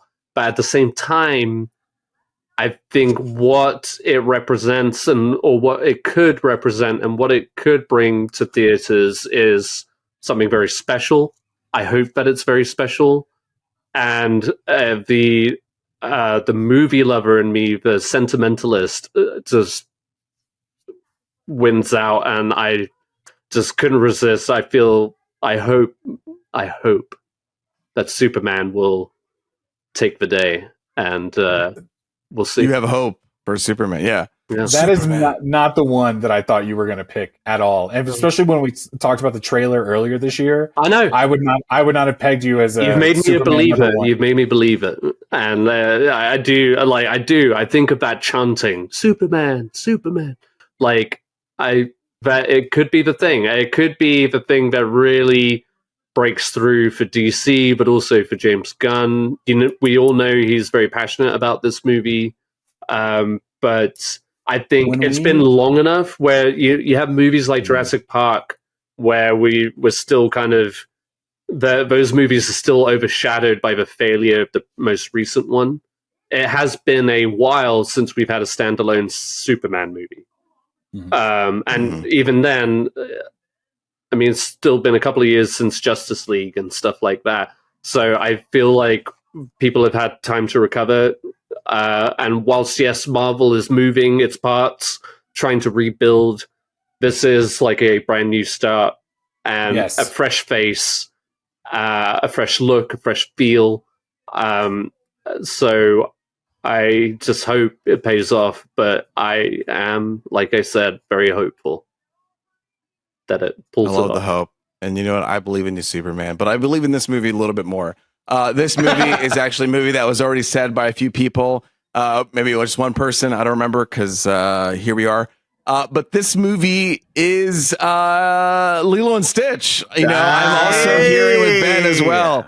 I didn't have this in my number one. I think as I kept looking at the data and kept hearing about it, it kept creeping higher and higher. Look, Little Mermaid made at least $300 million. Okay.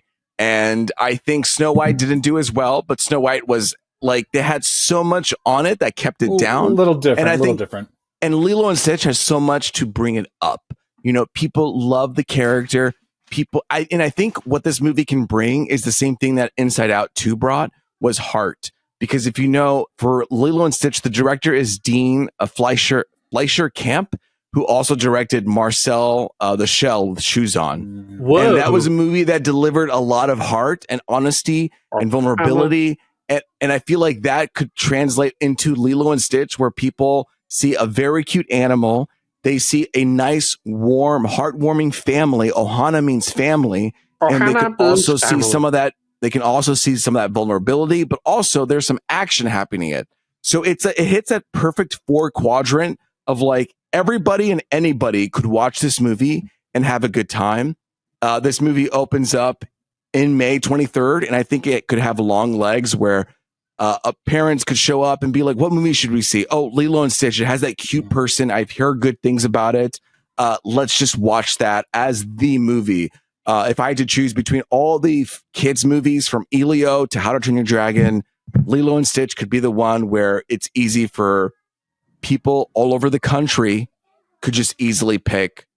This is your Inside Out 2 return. This is your heart. I pick Lilo and Stitch as my number one. And Disney, these live actions, as much as I don't like them at all, they make money. And I would say the minimum floor for them is 300 million. So you're already at the top 3 or 4. And I think this movie is going to make a little bit more.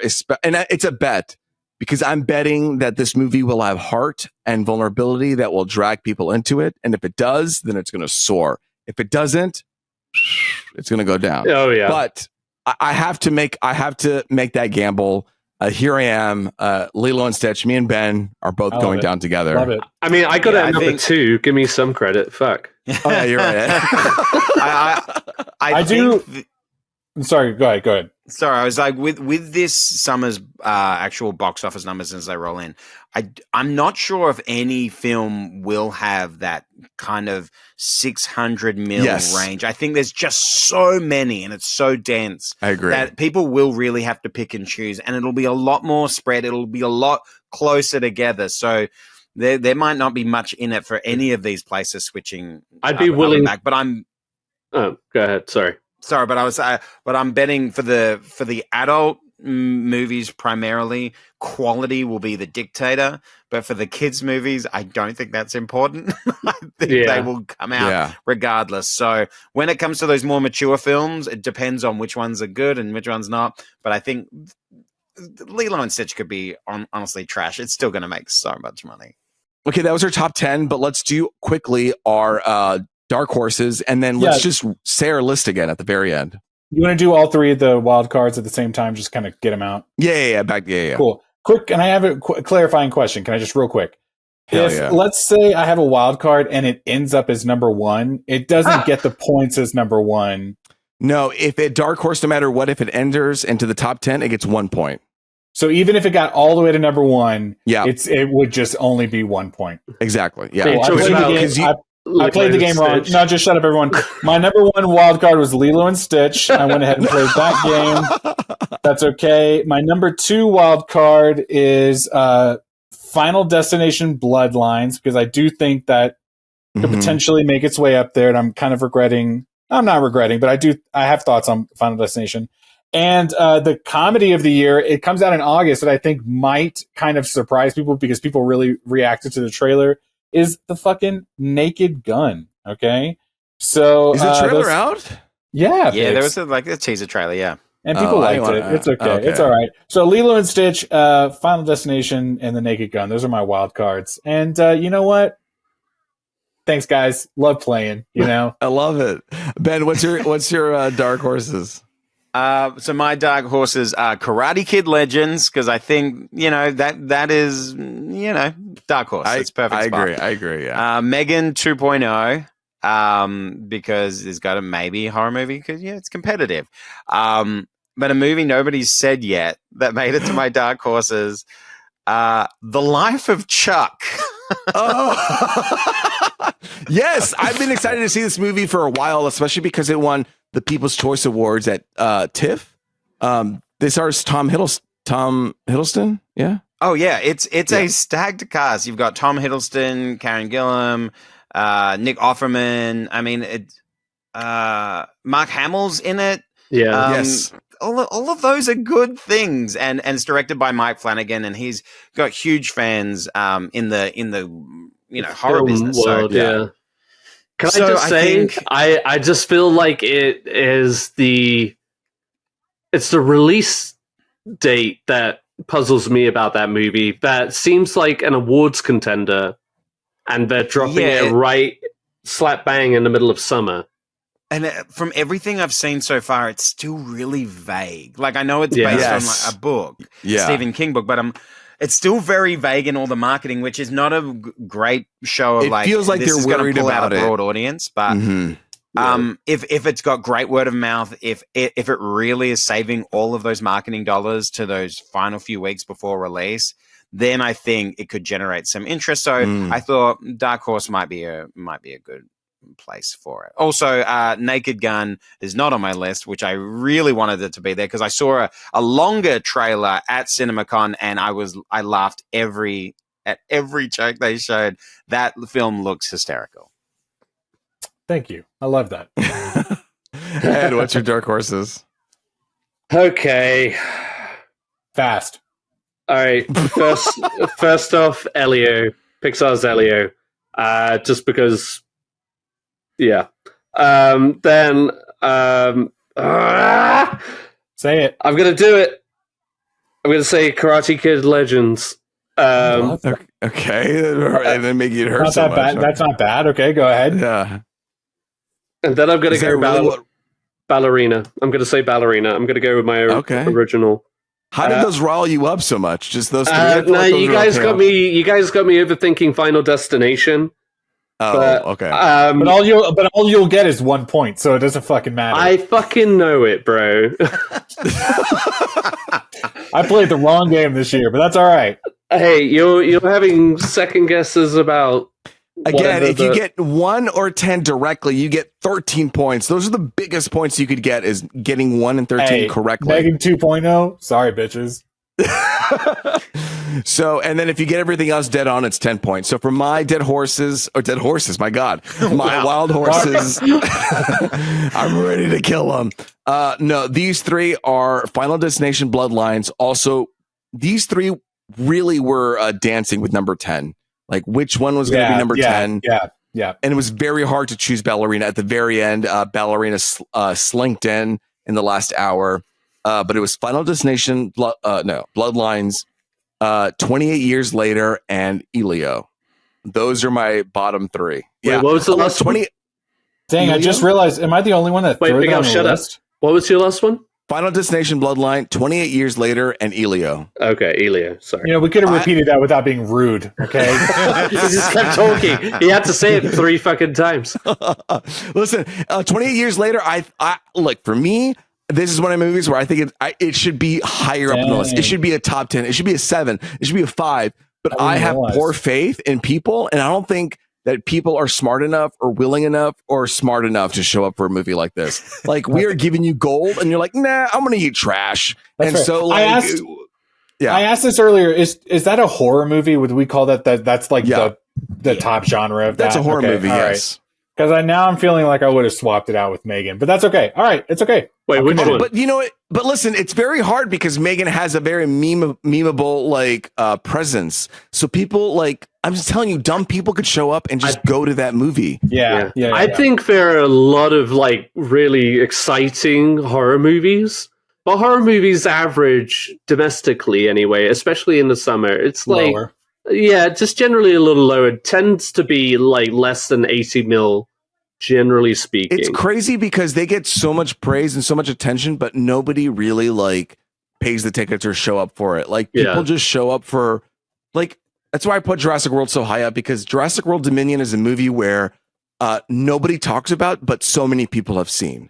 Like, that is just insane for it to be that high. And so 28 Years Later feels like a movie where it's the opposite, where so many people like are going to talk about it, but it's going to get like no views. Right. You guys just follow us. Follow our podcast. We'll review it when it comes out 28 years later. No big deal.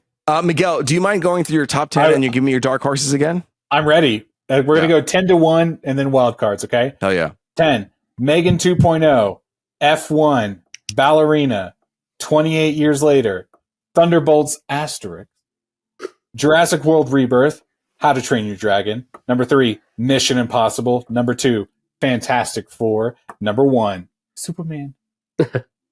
Ben, what's yours? Oh, wait, my wild cards. Sorry, my wild cards are yeah. Lilo and Stitch, Final Destination, and The Naked Gun. Sorry. All right, so my number 10 is F1. Number 9, Final Destination Bloodlines. Number 8, Mission Impossible The Final Reckoning. Number 7, Thunderbolts. Number 6, Elio. And 5, Jurassic World Rebirth. 4, The Fantastic Four First Steps. Number 3, Superman. Number 2, How to Train Your Dragon. Number 1, Lilo and Stitch with Dark Horses, Karate Kid Legends, The Life of Chuck, and Megan 2.0. All right, Ed, what's yours? All right, coming in at number 10, The Bad Guys 2. Number 9, oh yeah, I forgot about that. Megan 2.0. 8, Thunderbolts asterisk. Thunderbolts. Number 7, F1. Number 6, Jurassic World Rebirth. Number 5, How to Train Your Dragon. Number 4, Fantastic Four First Steps. Number 3, Mission Impossible The Final Reckoning. Number 2, Lilo and Stitch. Number 1, Superman. And your dark horses? And my dark horses, Elio, Ballerina and Karate Kid's Legends. My number 10 is Ballerina. Number 9, Karate Kid, Thunderbolts, then Mission Impossible, F1, How to Train Your Dragon, Fantastic Four. My number 3 is Superman, then Jurassic World Rebirth, and then finally Lilo and Stitch, with my wild horses, dark horses being Elio, 28 Years Later, and Final Destination. I feel like a lot of these movies we line up on and link on, and then there are some movies where we just take completely different places. Yeah. Where I put Lilo and Stitch super high, and Miguel puts it in his dark horse. I put F1 super high, and Ben puts it lower. Like we have different views on how certain things will fall, but there are certain things where we're like completely aligned, and this makes it a very interesting and weird, scary summer. Yeah, it's scary, and it's just like it's going to be a litmus test to just see how people really respond to movies, and like what do people really care about? Especially this year. What is the climate like? What are the tensions? What are we looking for? Is it hope, or do we want to just see people get fucked up by dinosaurs? I don't know. Chomp, Could chomp. be a little both. Chomp, chomp. Munch, Ben, munch. any final thoughts about your picks here? They're wrong. Just kidding, Betty. No. Honestly, it was. I do have some looking back of I may have swapped things here and there, and it's just a testament to just how competitive everything's going to be over the summer. When I look at the lists you guys have put together, they're the lists I want to play out in just my preference of I want Superman to be at the top. I want that one to do so well. I want it to kind of solidify this new era of DC comic book films. And so I just hope all across the board we are treated to a quality summer, and that none of these disappoint. Yeah. I also recommend for you gents with kids, I got my kids to also make their own list based on them having zero knowledge about things. They literally pick them by the titles. That's amazing. And then, yes. So I had them make their own list, and so they can play along with my wife and I. We had a whole date night just comparing lists and basically doing this. It was a great time. So I recommend the more people you can bring into the summer movie wager, the better. So absolutely, share it with your friends, share it with your kids, share it with your family. I love that. That's awesome. Do we have their list? Can we hear a little bit of it or no? Is that something that we can be privy to? You can. It's so funny. I made so many comments about what their preferences were, and their lists, guys, their lists are a mess. The list are. Do you know how much that movie made last daughter, time? I'll do my daughter's list from 10 to 1. Fantastic Four, F1, Lilo and Stitch, The Bad Guys 2, Smurfs, Freaky Friday, Thunderbolts, Jurassic World Rebirth at number 3. That's how much she's excited for that.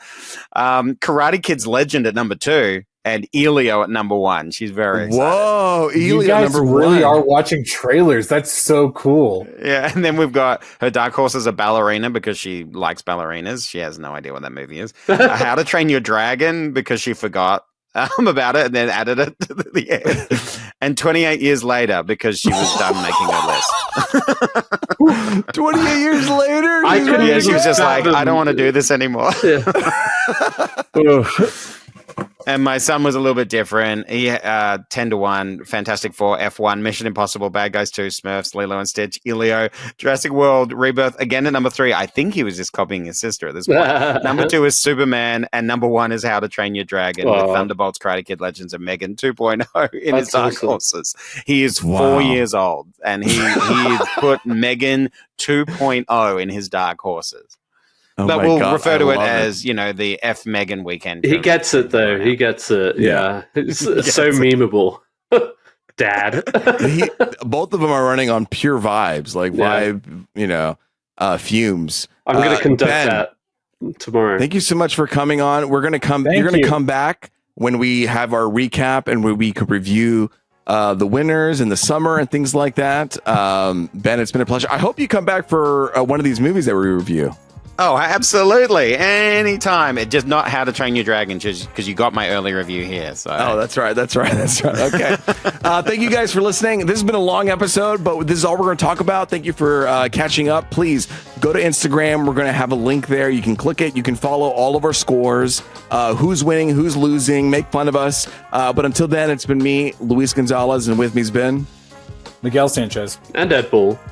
And Benny Watts. Hey! and until next time, later, Gators.